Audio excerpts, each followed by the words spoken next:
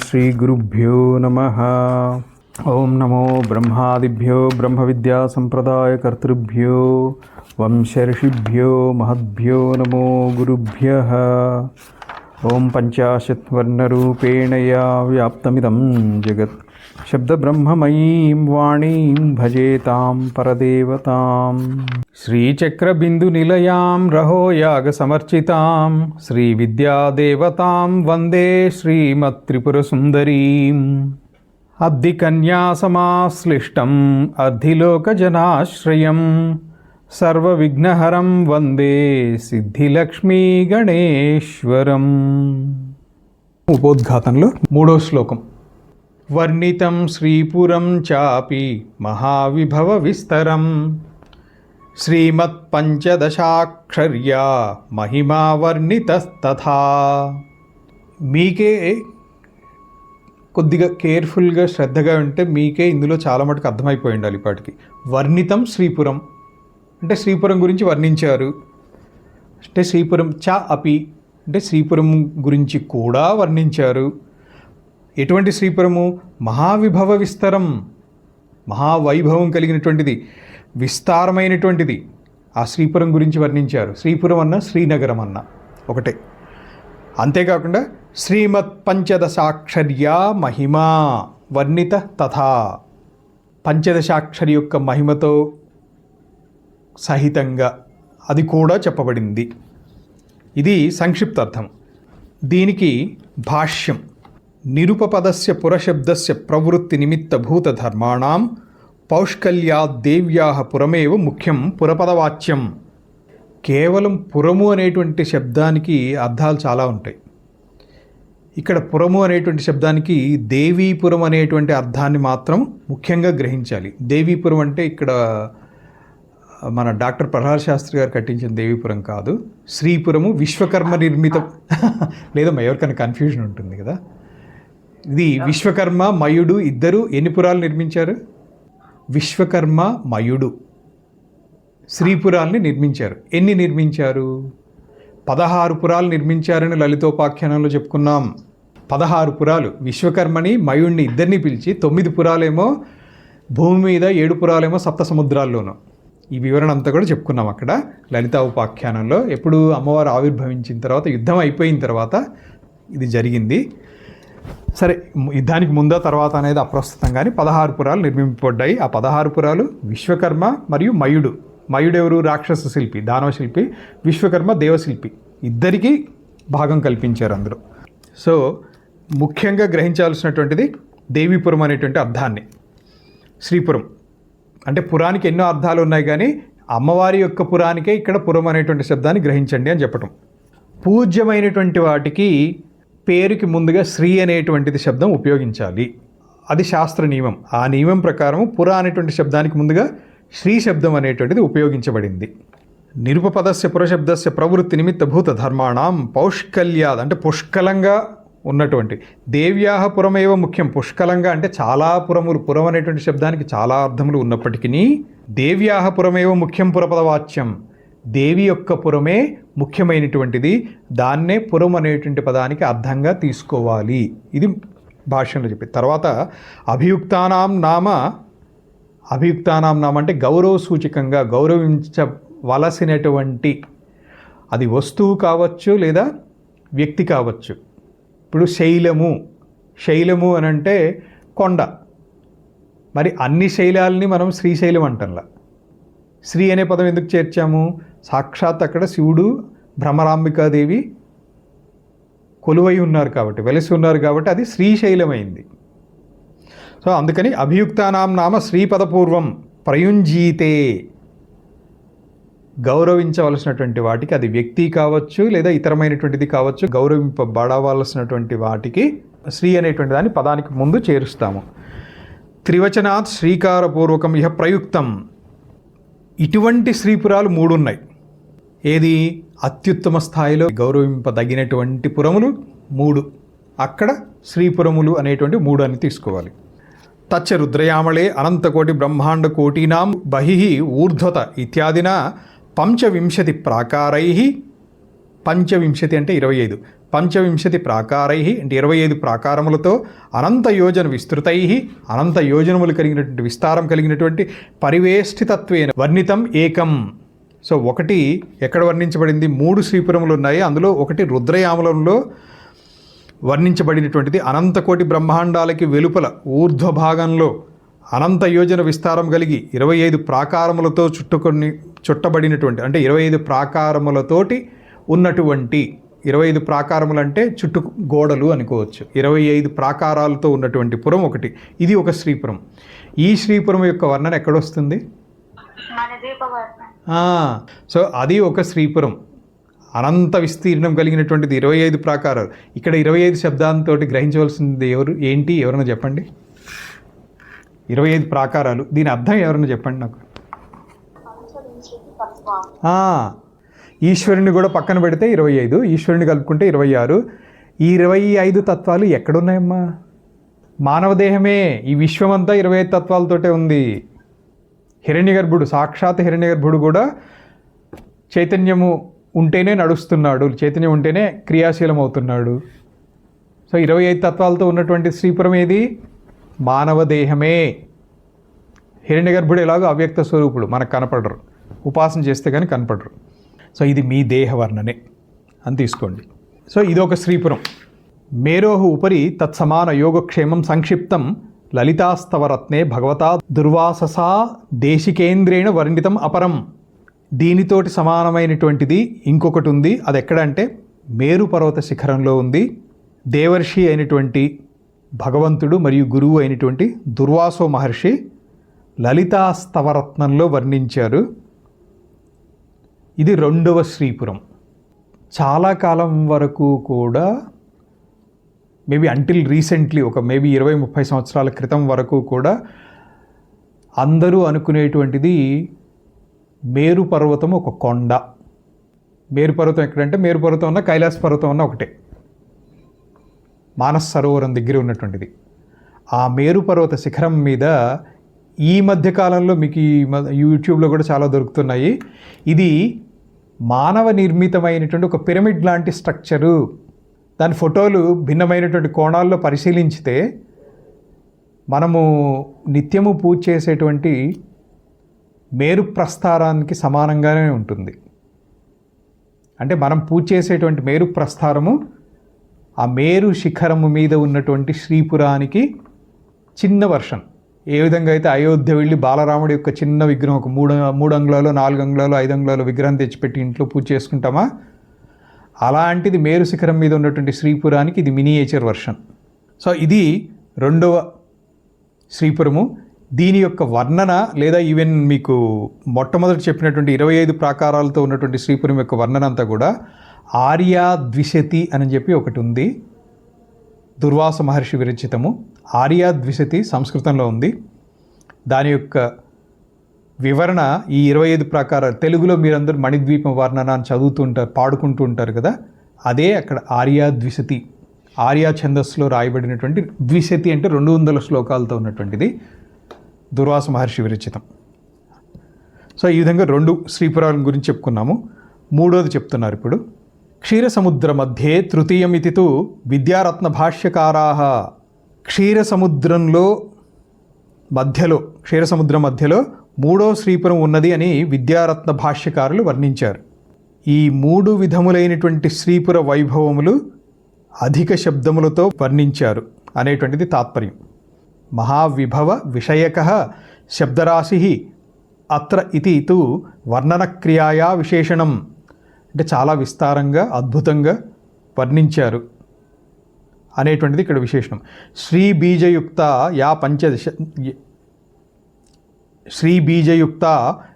పంచదశాక్షరీ పంచదశానాం సర్వాణాం సమాహారః కాది విద్యా హాది విద్యా వా తస్యాః. ఈ శ్రీపురముల యొక్క వైభవములు చాలా విస్తారంగా వర్ణించారు అనేటువంటిది తాత్పర్యము. ఈ శ్రీబీజంతో కూడినటువంటి పంచదశాక్షరి మంత్ర మహిమ కూడా వర్ణింపబడినది. పంచదశాక్షరి అంటే మీ అందరికీ తెలుసు, 15 అక్షరాలతో ఉంటుంది. 15 అక్షరముల యొక్క సమూహము 3 ఖండములుగా ఉంటుంది. వాగ్భవకూటము, మధ్యకూటము, శక్తికూటము అని 3 కూటములు అంటారు. వాటినే 3 ఖండములు అని కూడా అనొచ్చు. ఈ పంచదశ అక్షర సముదాయాన్ని 2 రూపాలతో గ్రహించవచ్చు. కాది విద్య లేదా హాది విద్యగాను. సో ఈ మంత్రంలో శ్రీ బీజము కలపటం ద్వారా చత్వార ఈం బిభ్రతి అని శృతి సిద్ధమైనటువంటిది, రహస్యతరమైనటువంటిది, సాంప్రదాయకుల చేతనే తెలుసుకొనదగినటువంటిది అని ఒకరు అన్నారు. తస్యాం శ్రీ బీజయోగస్తు చత్వార ఈం బిభ్రతి క్షేమయంత ఇది శృతి సిద్ధో రహస్యతరః. ఈం అనేటువంటివి 4 అవుతాయి. ఎందుకని? ప్రతి కూటములోనూ ఒక ఈం అని ఉంది. శ్రీం అనేటువంటిది జోడిస్తే 4 ఈంలు అవుతాయి. పంచదశి మంత్రం ఇంచుమించు అందరికీ తెలుసు. అందులో ప్రతి కూటమిలో చివర ఈం ఈం ఈం అని వచ్చింది. శ్రీం యాడ్ చేస్తే 4 ఈంలు అవుతాయి. ఈ 4 ఈంలు యాడ్ ఉంటే ఏంటి? క్షేమయంత క్షేమయంత ఇది శృతి సిద్ధో రహస్యతరః సాంప్రదాయికైక వేద్య అస్తి ఇది కశ్చిత్. అంటే కొంతమంది అంటారు 4 ఈంలతోటి ఉండటంతో ఇది క్షేమకరమైనటువంటిది, ఇది రహస్యతరమైనటువంటిది, సాంప్రదాయకంగా అంటే సాంప్రదాయకం అంటే గురు పరంపరలో శృతి విధానంలో ఉన్నటువంటి గురు పరంపరలో నేర్చుకోవలసినటువంటిది అని కొంతమంది చెప్తారు.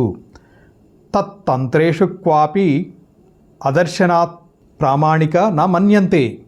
శాక్తేయ తంత్రములలో ఇటువంటి వివరణ ఎక్కడ కనిపించకపోవడంతో దానిని ప్రామాణికులు తలపరు. దానిని ప్రమాణంగా తలపరు అంటే ఇక్కడ కొంతమంది అంటారు అని ఏదైతే అన్నారో దాన్ని ప్రామాణికంగా అనుకోరు. ఉక్త శృతిస్తు కామరాజాఖ్య మంత్రాంతే శ్రీబీజేన సమన్విత. చెప్పబడినటువంటి శృతి ఏంటి అని అంటే శ్రీబీజముతో కూడి షోడశాక్షరీ విద్య, శ్రీ విద్య, షోడశాక్షర విద్య ఇయం శ్రీ విద్య ఇది ప్రకీర్తిత ఇది హయగ్రీవోద్ధృత మంత్రాంతర పరా ఇత్యాహు.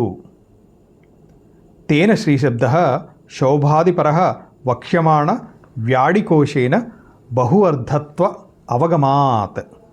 శ్రీబీజంతో కూడినప్పుడు షోడశాక్షర విద్య అవుతుంది. శ్రీ విద్యాని హయగ్రీవునిచే ఉద్ధరింపబడినటువంటి మరొక మంత్రంలో చెప్పబడును అనేటువంటిది చెప్పారు. అందువలన ఇక్కడ ఈ శ్రీ శబ్దము శోభాదిపరముగానే అంటే గౌరవాదిపరముగానే గౌరవ సూచకంగానే శ్రీపదము అనేటువంటిది ఇప్పటికీ అన్వయించుకోవాలి. వ్యాడీ కోశాన్ని బట్టి ఈ శ్రీ శబ్దానికి అనేకమైనటువంటి అర్థాలు ఉన్నాయి అనేటువంటిది కూడా తెలుస్తోంది. దీంతో 3వ మంత్రం యొక్క భాష్యం చెప్పుకున్నాము. 4వ మంత్రం షోడాన్యాసాదయో న్యాసఖండే సమీరితా. షోఢాన్యాసాదయో న్యాసఖండే సమీరితా. తర్వాతది అంతర్యాగ క్రమశ్చైవ బహిర్యాగ క్రమస్తథా మహాయాగ క్రమశ్చైవ పూజాఖండే ప్రకీర్తితః. దీనికి భాష్యం సంక్షిప్తంగా చెప్పాలంటే షోడన్యాసాదులు ఇవన్నీ కూడా న్యాసఖండంలో చెప్పబడ్డాయి లేదా వివరించబడ్డాయి. అంతేకాకుండా అంతర్యాగ క్రమశ్చైవ బహిర్యాగ క్రమస్తథా. అంతర్యాగము బహిర్యాగము 2 రకాలు ఉంటుంది పూజా విధానం, అవి కూడా చెప్పబడ్డాయి. మహాయాగ క్రమం కూడా చెప్పబడింది. మహాయాగ క్రమశ్చైవ పూజాఖండే ప్రకీర్తితః. దాని సమాన నామం మహాయాగ మహాభైరవ పూజిత. సో అంటే ఈ మహాయాగ క్రమంలో పూజింపబడేదానివి తల్లి అని ఇవన్నీ పూజాఖండంలో చెప్పబడ్డాయి. దీనికి ఇప్పుడు భాష్యం. షోఢేతి గణేశ గ్రహ నక్షత్ర యోగిని రాశి పీఠాఖ్య న్యాస షట్క జన్యావాంతరా పూర్వషట్కైక పరమా పూర్వసాధనీభూతో న్యాస షోఢాన్యాస ఉచ్యతే. షోఢాన్యాసం అంటే ఏంటి అనేది వివరిస్తున్నారు. షోఢన్యాసంలో వచ్చేటువంటి ఏమేంటి నోట్ చేసుకుంటా అంటే చేసుకుంటే ఎవరన్నా గణేశన్యాసము, గ్రహన్యాసము, నక్షత్రన్యాసము, యోగినీ న్యాసము, రాశి న్యాసము, పీఠ న్యాసము, ఈ 6 కలిపితే షోఢాన్యాసము. ఇవన్నీ కూడా న్యాసఖండంలో చెప్పారు అంటున్నారు. సచ భూషణ మాలిన్యాది భేదాద్ అనేక విధ. ఇందులో ఒక్కొక్క న్యాసంతో ఒక్కొక్క పుణ్యం ఉంటుంది. అన్నీ కలిపి చేస్తే శ్రేష్టం, అన్నింటి యొక్క పుణ్యము వస్తుంది. ఈ షోఢాన్యాసము భూషణన్యాసము, మాలినీన్యాసము, చక్రన్యాసము ఇలా అనేక విధములవుతోంది. అందుకనే షోఢాన్యాసాదయో, ఆదయో అంటలో షోఢాన్యాసాది, ఆది అంటే ఇత్యాది అని అంటాం కదా, ఎట్సెట్రా. షోఢాన్యాస ఆదయో, షోఢాన్యాసములు ఇత్యాదివి అంటే ఇంకా చాలా ఉన్నాయని. న్యాసం అంటే శాస్త్రములో చెప్పినటువంటి దేవతలని ఆయా అవయవములలో భావించటం. దీనికి సంక్షిప్తంగా తెలుసుకుందాం అనుకునేటువంటి వాళ్ళు న్యాస వివరణ అని చెప్పి ఒకటి వీడియో ఉంది మన ఛానల్లో. అది ఎప్పుడో చేసి పెట్టా 4-5 ఏళ్ల క్రితం. అప్పుడు ఎందుకు చేసామంటే ఏదో చేసాం, చేసేవాళ్ళు అవైలబుల్ ఉన్నారు, చేసేసాం. ఏమైనా చెప్పుకుందాం అనిపించింది, చెప్పేసాం. కాకపోతే ఇంత వివరంగా చెప్పలేదు, సంక్షిప్తంగా లలిత స్తోత్ర పాఠానికి సరిపడా ఉంది. సో న్యాసం అంటే దేవతల్ని ఆయా అవయవాల్లో భావించటం, ఆయా అవయవములందు దేవతల్ని భావన చేయటం. ఈ విషయం అంతా కూడా బ్రహ్మాండ పురాణంలో లలితా న్యాస ఖండంలో చెప్పబడింది. ఆసక్తి ఉన్నటువంటి వాళ్ళు వెతుక్కోండి, సందేహం ఉంటే అడగండి. మొత్తం చెప్పమని మాత్రం అడగండి. ఇప్పుడు నాకు న్యాసము, పూజా విధానాలు అంత ఆసక్తి అసలు లేదు. సచ భూషణ మాలిన్యాది భేదాత్ అనేక విధ ఆదినా చక్రన్యాసాది పరిగ్రహ న్యాసఖండే సమస్త న్యాసైక ప్రతిపాదకే గ్రంథశకలే. న్యాసో నామ తత్తద్దేవతానాం తత్తత్ అవయవేషు అవస్థాపనం అవస్థితత్వేన భావన ఇది యావత్. తర్వాత ఏమన్నారు, ఇదంతా కూడా ఇంకా అగస్త్యుల వారే మాట్లాడుతున్నారు హయగ్రీవుల వారితోటి. అంతర్యాగ క్రమశ్చైవ బహిర్యాగ క్రమస్తదా, అంతర్యాగము బహిర్యాగ క్రమము, మహాయాగ క్రమశ్చైవ, మహాయాగ క్రమముతో సహా అంటే మహాయాగ క్రమము కూడా, లేదా అదేవిధంగా మహాయాగ క్రమము కూడా. పూజాఖండే ప్రకీర్తిత, ఇంతకుముందు చెప్పినటువంటి న్యాసఖండంలో, ఇక్కడేమో పూజాఖండంలో. పూజాఖండే ప్రకీర్తిత, పూజాఖండంలో చెప్పి ఉన్నారు, చెప్పబడినాయి. సో దీనికి భాష్యం. అంతరితి అంతర్యాగో నామాధారాద్రాజదంతాంతం తేజస్తంతోర్విభావనం మానసీ దేవతా పూజా వా తస్య క్రమః ఇది కర్తవ్యత బహిర్యాగ పాత్రాసాధనాది శాంతిస్తవాంత. అంతర్యాగము మూలాధారం నుంచి రాజదంతాంతం, రాజదంతము అంటే ముందు, మూలాధార చక్రం దగ్గర నుంచి ముందు పన్ను అంటే దంతము వరకు, దంతం వరకు, దంతము అనంటే అనాహతం వరకు అని తీసుకోవచ్చేమో. మరి ఇక్కడ చూద్దాం.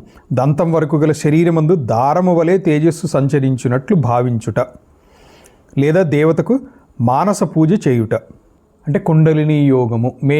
మా గురువు గారి దగ్గర నుంచి నేర్చుకునేటువంటి కుండలిని యోగం ఇదే. మూలాధారం నుంచి సహస్రారం వరకు. ఇక్కడ రాజదంతము అంటే పన్ను అని చెప్పారు మరి ఇక్కడ వీళ్ళు.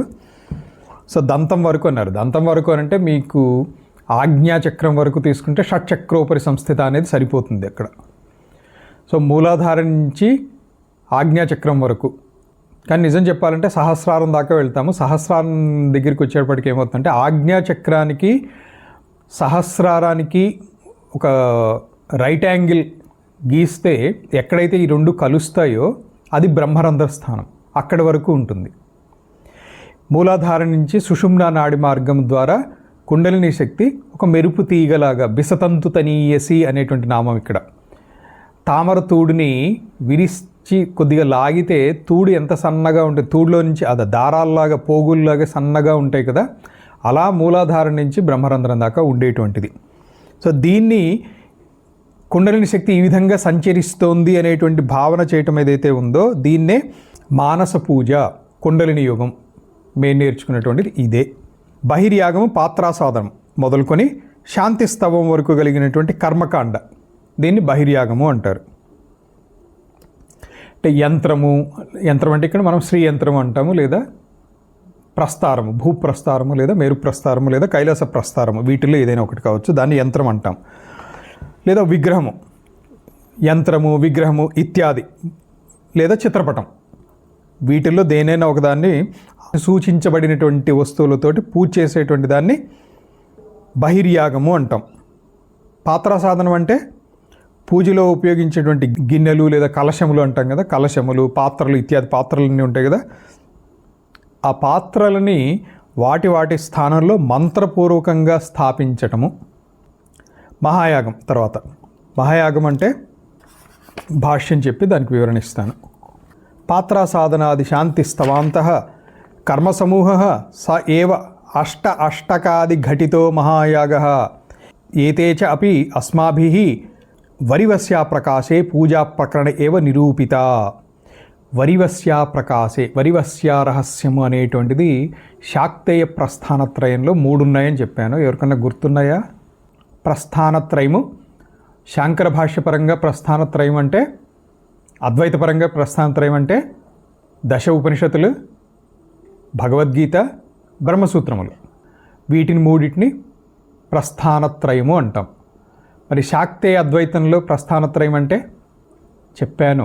లలిత సహస్రనామ భాష్యం, యోగిని హృదయ రహస్యం, వరివస్య రహస్యం. గుడ్.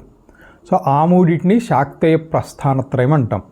అందులో మీరు ఆల్రెడీ ఉపనిషత్తులకి శాంకర భాష్యం శ్రవణం చేయటం ద్వారా అద్వైత ప్రస్థానత్రయంలో కొంత భాగం విన్నారు ఆల్రెడీ. అమ్మవారి అనుగ్రహము, అయ్యవారి అనుగ్రహము 2 మీ అందరూ అందు ఉన్నాయి, విన్నటువంటి వాళ్ళందరి యందు. తద్వారా ఉపనిషత్తులకి శాంకర భాష్యం అద్వైతపరంగా వింటున్నారు. అలాగే శాక్తేయ అద్వైతంలో లలితా సహస్రనామ భాష్యం వింటున్నారు. సో 2 ప్రస్థానత్రయంతో మీకు ఇప్పుడు పరిచయం ఏర్పడినట్లేనా? So be happy for that. So be happy. అమ్మవారి అనుగ్రహము, శివానుగ్రహం ఉంది, సంతోషించాలి మనం అందరం. సో దీనికి ఇక్కడ వివరణ చెప్పుకుందాం. ఏతే చాపి అస్మాభిః వరివస్యా ప్రకాశే పూజా ప్రకరణ ఏవ నిరూపిత. వరివస్యా ప్రకాశము అంటే వరివహస్య రహస్యం. దాన్ని సమయం అనుకూలిస్తే అది కూడా చెప్పుకుంటామేమో. వరివస్య రహస్యము, యోగిని హృదయము, ఆ 2 కూడా చెప్పుకుంటే ప్రస్థానత్రయం ఇది కంప్లీట్ అవుతుంది. సో మరి మహాయాగ క్రమం అంటే అష్టాష్టకము మొదలకు వాటితో కలిపి చేసేటువంటి దాన్ని మహాయాగ క్రమం అంటాం. ఇవన్నీ కూడా వరివస్య ప్రకాశం అనేటువంటి గ్రంథంలో పూజా ప్రకరణంలో చెప్పబడింది. అష్టాష్టకం అంటే దంపతులకి భోజనం పెట్టేటువంటి విశేష కర్మ. జంటకి మిథునము అని అంటాం. పెయిర్ అంటే ఇంగ్లీష్లో పెయిర్ అంటే దాని సంస్కృతంలో మిథునము అంటాం. మిథున రాశి అంటే ఇద్దరు ఉండేటువంటిదని. అసితాంగ భైరవాది మిథునములు 8 ఉన్నాయి. అంటే భైరవ, భైరవి. భైరవులు 8 మంది, భైరవీలు 8 మంది. అసితాంగ భైరవుడు, రురువ భైరవుడు ఇత్యాది 8 మంది ఉన్నారు. అదే తత్తత్ సారూప్య నామంతో భైరవీలు ఉన్నారు. ఆ ఇద్దరిని కలిపి 8 పెయిర్స్, 8 మిథునములు. ఒక్కొక్క మిథునానికి 8 మంది కన్యకల చొప్పున 8 మిథునాలకి 8 × 8 64 కన్యకలు. అదేవిధంగా మంగళనాథాది మిథునములు 8 ఉన్నాయి మిథునాలు. ఒక్కొక్క మిథునానికి 8 మంది పురుషుల చొప్పున 8 × 8 64 పురుషులు పుట్టారు. 64 కన్యకలు, 64 పురుషులు. ఈ మిథునాలు 64 మిథునాలు. అంటే ఒక పురుషుడు, ఒక కన్యక, ఒక మిథునం. ఆ విధంగా 64 మిథునాలు. ఈ 64 మిథునాలని వ్యవహారంలో 64 యోగినులు అంటారు. యోగినులు, చతుషష్ఠి యోగినులు. నామం స్ఫురించి ఉండాలి మీకు ఈ పాటికి. వారు సమిష్టి యోగినులు అని వ్యవహరింపబడతారు. వ్యష్టి రూపంలో చతుషష్ఠి కోటి యోగిని దేవతలు వీళ్ళు. చతుషష్ఠి అంటే 64. సంస్కృతంలో కుడి నుంచి ఎడమకి చెప్పుకోవాలి. చతుషష్ఠి అనంటే 64. 4, 6 రాసి 64 అని చదువుకోవాలి దాన్ని. ఈ మిథునాలన్నీ కూడా శివశక్తి స్వరూపములే. కాబట్టి చతుషష్ఠి మిథునాత్మకమైనటువంటి యోగినులకు భోజనం పెట్టితే వ్యష్టి రూపులైనటువంటి చతుషష్ఠి కోటి యోగినులకు తృప్తి కలుగును. దీనినే అష్టాష్టకము అంటారు. దీనితో చేసినటువంటి బహిర్యాగానికి మహాయాగము అని పేరు. అందుకని అమ్మవారు మహాయాగ క్రమారాధ్య. ఇమ్మీడియట్ నామం మహాభైరవ పూజిత. సో భైరవ భైరవీలకి,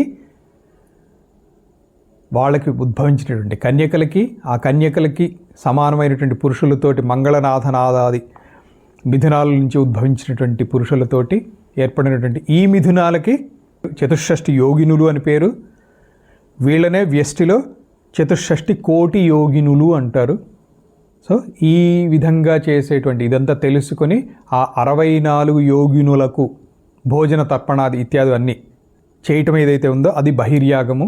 ఈ బహిర్యాగానికే మహాయాగము అని పేరు. సో దీంతో 4వ మంత్రానికి మనము భాష్య సహితంగా వివరణ చెప్పుకున్నాము. సో ఇప్పుడు 5వ శ్లోకం చెప్పుకొని దాని భాష్యము వివరణలోకి వెళ్దాం. పురశ్చరణ ఖండేతు జపలక్షణమీరితం హోమఖండే త్వయా ప్రోక్తో హోమద్రవ్య విధిక్రమః. అగస్త్యుల వారు అంటున్నారు, ఈ శ్లోకం కూడా అగస్త్యుల వారు చెప్పినటువంటిదే. హయగ్రీవుల వారితో చెప్తున్నారు. ఇంకా అగస్త్యుల వారు దాదాపు 7 శ్లోకాలు చెప్పారు, అవే ఇక్కడ చెప్తున్నారు. సంక్షిప్త అర్థం ఏంటంటే పురశ్చరణ ఖండంలో జపలక్షణం ఈరితం, జపం యొక్క లక్షణం చెప్పి ఉన్నారు మీరు. అలాగే హోమఖండే త్వయా ప్రోక్త హోమ ద్రవ్య విధి క్రమః. హోమఖండంలో ఏం చెప్పారు? హోమంలో ఉపయోగించవలసినటువంటి ద్రవ్యము, హోమం యొక్క విధానము, ఆ విధాన క్రమము, వీటిని చెప్పి ఉన్నారు. ఇది సంక్షిప్తార్థం. దీనికి ఇప్పుడు భాష్యం చెప్పుకుందాం. పురశ్చరణ ఇది పురు మంత్రోపాస్తే ఆదౌ దీక్షోత్తరకాలం చరణం పరిచర్య. పురశ్చరణం అంటే ఇప్పుడు ఏదైనా ఒక మంత్రం తీసుకుంటాం. మంత్ర దీక్షని పొందిన తర్వాత మంత్ర ఉపాసన కంటే ఉపాసన మొదలుపెట్టడానికి ముందు చేసేటువంటి పరిచర్య అనేటువంటిది అర్థం. ఇవి అవస్థాపంచకము, శూన్య షట్కము, విషువ సప్తకము, చక్ర నవకములు, వీటిలో విశేషముగా భావించటం ఇలాంటి చిహ్న రూపం అన్నమాట. సో ఇదంతా కూడా ఇంకా వివరంగా తెలుసుకోవాలి అనుకునేటువంటి వాళ్ళకి శాక్తేయ ప్రస్థానత్రయంలో ఇంకొక గ్రంథం వరివస్య రహస్యం, అందులో చెప్పబడింది ఈ పూజా విధానము, ఈ పురశ్చరణ పద్ధతి, ఇదంతా కూడా. జపస్య లక్షణం అవస్థాపంచక, శూన్యషట్క, విషువత్సప్తక, చక్రనవక, విభవనాది రూపం చిహ్నం. అవస్థాపంచకం అంటే 5 అవస్థలు. ఏంటి 5 అవస్థలు? జాగ్రత్త, స్వప్న, సుషుప్తి. శంకర భగవత్పాదుల వారు ఇంతవరకే చెప్తున్నారు. సరే, మాండూక్య ఉపనిషత్తులో తురియ అవస్థ అనేటువంటిది ఒకటి ఉంది కాబట్టి దాన్ని కూడా కొంత వివరణ ఇచ్చారు. కానీ శాక్తేయ అద్వైతంలో ఈ భాస్కర్ రాయల వారు ఈయనకంటే ముందు ఉన్నటువంటి విధానమే ఇది. తురియము, తురియాతీతం అని చెప్పి ఇంకొక 2 కూడా ఉన్నాయి. అందుకని అవస్థా పంచకము అయినాయి. సో కన్ఫ్యూజన్ వచ్చినప్పుడు ఏది తీసుకోవాలి? 5 తీసుకోవాలా? శంకర భగవత్పాదుల వారు చెప్పిన 3 తీసుకోవాలా? శంకర భగవత్పాదుల వారు చెప్పినటువంటిది శుద్ధాద్వైతం, ఇది శాక్తేయ అద్వైతం. సో శాక్తేయ అద్వైతంలో మనం పూజా విధానం చేస్తాము, లేకపోతే ఏదైనా వివరణ ఇవ్వాల్సి వచ్చింది, శాక్తేయ అద్వైతానికి సంబంధించిన ప్రస్తావన వరకు మాత్రం ఈ పంచ అవస్థలని పరిగణించవలసి ఉంటుంది. శుద్ధాద్వైతం స్థితిలో మాత్రం 3, ఇంకా పైకి వెళితే అసలు 1. అలాగే శూన్య షట్కము, షట్కం అంటే 6. తృతీయ రేఫస్థానము, బిందువు, రోధిని, నాదాంతము, వ్యాపిక, ఉన్మనము. అలాగే విషువ సప్తకము, ప్రాణ విషువము, మంత్ర విషువము, నాడీ విషువము, ప్రశాంత విషువము, శక్తి విషువము, కాల విషువము, తత్వ విషువము. సప్తకం అంటే 7 విషువములు. అలాగే చక్ర నవకము, నవకం అంటే 9 చక్రాలు. అధస్థిత కుల సహస్రారము, మూలాధారము, స్వాధిష్టానము, మణిపూరకము, అనాహతము, విశుద్ధము, సూక్ష్మజిహ్వ, భ్రూమధ్యము, బిందుస్థానము. సూక్ష్మజిహ్వ అంటే కొండనాలిక దగ్గర ఉంటుంది అనేటువంటిది, లోపల. సో ఈ స్థానాల్లో మంత్రార్థాన్ని అనుసంధానం చేస్తూ మంత్రాన్ని ఉచ్చరించడం ఏదైతే ఉందో దాన్ని జపం అంటారు. తచ్చ అస్మాభి వరివస్య రహస్యే ప్రథమే అంశ ఏవ ఉక్తం. వరివస్య రహస్యం అనేటువంటి గ్రంథంలో ప్రథమ ఖండంలోనే ఈ వివరణ అంతా కూడా వచ్చింది. హోమానాం తద్ద్రవ్యాణం చతుర్విధీనాం ద్రవ్య పరిమాణాది రూపాణం చ క్రమః శబ్దమధ్యే పాదవిక్షేప నిబంధనం ఇది యావత్. గ్రంథాలలో అన్ని విషయాలు చెప్పకపోవచ్చు, చెప్పరు కూడా. కొన్ని విషయాలు గురు పరంపరలో రావాల్సినవి ఉంటాయి, ఆ సందేహాల్ని శాక్తే అద్వైతం చేస్తాం అనుకునేటువంటి వాళ్ళు గురువుల నుంచి తెలుసుకుని ఏది తద్విద్ధి ప్రణిపాతేన పరిప్రశ్నేన సేవయా ఉపదేక్షంతి తే జ్ఞానం జ్ఞానినస్తత్వదర్శిన, దాని అర్థం తెలుసుకొని దాని ప్రకారంగా దీక్షా గురువుల్ని సమీపించి తెలుసుకోవచ్చు అవన్నీ. అప్పుడు అది సార్థకమవుతుంది. అలాగే హోమ భేదాలు, హోమ ద్రవ్యాలు, హోమ విధానాలు, ద్రవ్య పరిమాణాలు అంటే ఎంతెంత ఆహుతి ఇవ్వాలి, ఇవన్నీ కూడా హోమఖండంలో చెప్పబడ్డాయి. సో దీంతో 5వ మంత్రం యొక్క భాష్యము వివరణ చెప్పుకోవటం అయింది. 6వ మంత్రం చక్రరాజస్య విద్యాయాః శ్రీదేవ్యాః దేశికాత్మనోః రహస్యఖండే తాదాత్మ్యం పరస్పరం ఉదీరితం. పరస్పరం ఉదీరితం అన్యోన్యత్వము అని. ఇప్పుడు శ్రీచక్రానికి సంబంధించి మనము బిందువు నుంచి 9 చక్రాలు లెక్క పెడతాం. సో బిందువుతో మొదలుపెట్టి 9 చక్రాలు, సర్వానందమయ చక్రం నుంచి 9 చక్రాలు లెక్కపెట్టి ఈ 9 చక్రముల యొక్క తాదాత్మ్యము పంచదశి విద్య, షోడశి విద్య అంటే ఏ మంత్రమైతే ఏ విద్య అయితే ఉపదేశించబడిందో అది, ఆ విద్యకి అమ్మవారికి శ్రీ త్రిపుర దేవికి అలాగే గురువుకు మళ్ళీ తనకి అంటే విద్యకి అమ్మవారికి గురువుకి ఉపాసకుడికి అంటే తనకి వీటన్నింటికి కూడా అన్యోన్యత్వము అంటే అభేదత్వాన్ని రహస్యఖండంలో చెప్పారు. మంత్ర ఉపాసన చేయగా సాక్షాత్ దేవీ స్వరూపులు అయిపోతారు. దేవికి సాధకుడికి అభేద భావనతోటే చేయాలి. అలా చేసినప్పుడే వాళ్ళ ముఖంలో దైవీ కళలు ప్రస్ఫుటంగా కనిపిస్తాయి. అలా చేసిన వాళ్ళకి కనిపిస్తాయి, ఇప్పటికి కూడా కనిపిస్తాయి. అంటే ఈ కాలంలో కూడా అలా చేసేవాళ్ళు ఉన్నారు. వాళ్ళని చూడగానే చక్కగా ప్రశాంతమైనటువంటి ముఖము దైవీ కళలతో ఉట్టిపడుతూ ఉంటుంది. సో ఇదంతా కూడా రహస్యఖండంలో చెప్పబడింది. ఇప్పుడు దీనికి ఈ మంత్రానికి భాష్యం చెప్పుకుందాం. చక్రరాజస్య ఇది టచ్ ప్రత్యయాంతము. ప్రత్యయములు అనేటువంటిది వ్యాకరణ అంశం, పాణిని వ్యాకరణ అంశము. అందులో టచ్ ప్రత్యయం అని చెప్పి ఒక ప్రత్యయం ఉంది. ఈ చక్రరాజ శబ్దం ఏదైతే ఉందో ఈ చక్రరాజ శబ్దానికి వ్యుత్పత్తి అంతా కూడా టచ్ ప్రత్యయంతో ఎండ్ అవుతుంది. ఇది బిందువాది నవచక్రాత్మకస్య ఇది తదర్థః. చక్రరాజస్య అనేటువంటి దానికి అర్థం ఏంటంటే బిందువుతో మొదలుపెట్టి నవచక్రాత్మకస్య 9 చక్రములతో ఉన్నది అనేటువంటిది. విద్యాయాః పంచదశ్యాః షోడశ్యా వా. వా అంటే ఇంగ్లీష్లో మనం ఆర్ అంటాం కదా. పంచదశ్యాః షోడశ్యా వా. పంచదశి లేదా షోడశి అని తెలుగులో అంటాం. సంస్కృతంలో రెండో పదం తర్వాత వా అని రాస్తారు. పంచదశ్యాః షోడశ్యా వా. రాముడు కానీ లక్ష్మణుడు కానీ, దీని సంస్కృతంలో చెప్పాలంటే రామ లక్ష్మణ వా, అది ఉదాహరణ అనమాట. షోడశ్యా వా శ్రీదేవ్యా త్రిపురసుందర్యా దేశికాత్మనో గురు శిష్యయో తాదాత్మ్యం తత్ బ్రహ్మైవ ఆత్మస్వరూపం యస్య తదాత్మ ఓం తత్సదితి నిర్దేశో బ్రహ్మణ త్రివిధ స్మృతః. ఇంతకుముందు చెప్పినటువంటిది పంచదశి లేదా షోడశి విద్య, గురూపదిష్టమైనటువంటి విద్య, అలాగే అమ్మవారు, అలాగే దేశికాత్మనః అంటే గురు శిష్యయో, గురువుకి శిష్యుడికి మంత్రానికి అమ్మవారికి తాదాత్మ్యం. తత్ బ్రహ్మైవ ఆత్మస్వరూపం. తద్ బ్రహ్మ ఏవ ఆత్మస్వరూపం. బ్రహ్మైవ అహం అస్మి.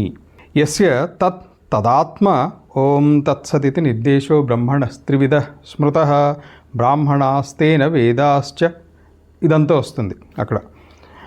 ఇది వచనాత్ తస్య భావ ఇత్యర్థే బ్రాహ్మణాదిత్వాత్ హ్యై సర్వేషాం ఏకబ్రహ్మరూపత అభేదాత్ ఇతి యావత్ మంత్రస్య నిగమార్థవర్ణనావసరే వరివస్య రహస్యే అస్మాభిః ఉక్తో అస్య ప్రకారః. భాస్కర్ రాయల వారే చెప్తున్నారు. ఇంకా అర్థం తెలుసుకోవాలనుకుంటే వరివస్య రహస్యంలో చూసుకోండి, అక్కడ రహస్యే అస్మాభిః అంటే మా చేత చెప్పబడింది అని చెప్తున్నారు. సో తదాత్మత యొక్క భావము తాదాత్మ్యత అంటే తత్ భావం ఏదైతే ఉంటుందో తత్ ఆత్మ అంటే తత్ మమ ఆత్మ, దాన్ని తదాత్మ. తదాత్మ యొక్క భావం తాదాత్మ్యత అంటే పరబ్రహ్మస్వరూపము. అందుకని ఓం తత్సత్ అని చెప్తారు. అంటే అది ఓంకారము, ఓం తత్సత్ అని ఆ బ్రహ్మను నిర్దేశించడం ఉన్నది. సో దీన్ని ఇంకా వివరంగా తెలుసుకోవాలనుకుంటే వరివహస్య రహస్యం చదవండి అని చెప్తున్నారు, అక్కడ వివరించామని. తర్వాత స్తోత్రఖండే బహువిధా స్తుతయ పరికీర్తితా. స్తోత్రఖండంలో బహువిధములైనటువంటి స్థుతులు, అమ్మవారి స్థుతులు. ఈ స్థుతులు స్తోత్రములు అనేటువంటివి సామగాన పరంగా ఉంటాయి. సామవేద అంశములు అని కూడా తీసుకుంటారు. సప్తభాక్ పాంచభాక్ విధానంలో ఆ సామగానము ఉంటుంది. సో బహువిధములైనటువంటి స్థుతులు అక్కడ కీర్తింపబడ్డాయి, చెప్పబడ్డాయి. పరికీర్తితా. పంచమస్తవరాజం మొదలుగా గల స్తోత్రములు స్తోత్రఖండంలో చెప్పబడ్డాయి. ఇంకా రేపు చెప్పుకుంటాము. ఇప్పటికీ ఈరోజు విరమామహై. ఓం తత్సత్. ఓం సహనావవతు సహనౌ భునక్తు సహ వీర్యం కరవావహై తేజస్వినావధీతమస్తు మా విద్విషావహై. లోకా సమస్తా సుఖినో భవంతు. ఓం శాంతి శాంతి శాంతి.